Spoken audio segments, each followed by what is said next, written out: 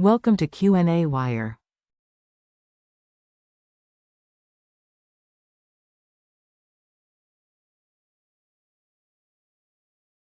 The situation here is the following.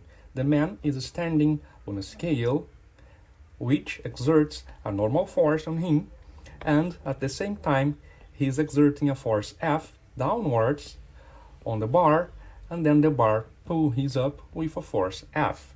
Then we have to discover what is the magnitude of the force F. In order to do that, we have to use Newton's second law.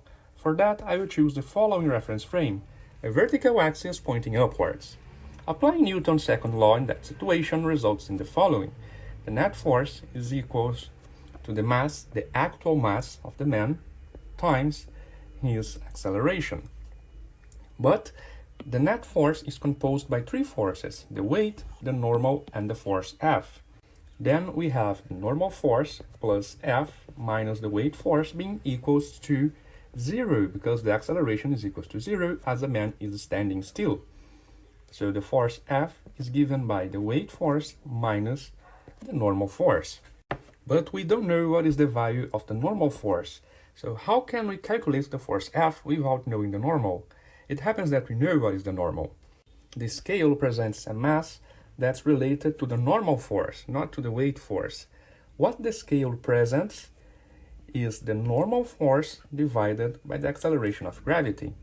This is what the scale can read. It can't actually read your mass. It can only read the normal force. So we can use the fact that the normal force is given by the apparent mass times the acceleration of gravity. And at the same time, the weight force is given by his actual mass times the acceleration of gravity.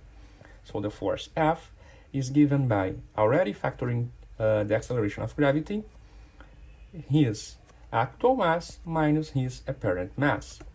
So, remembering that g is approximately 9.8 meters per second squared, we get 9.8 times 92.6 minus 75.1, and this results in a force of approximately 172 newtons.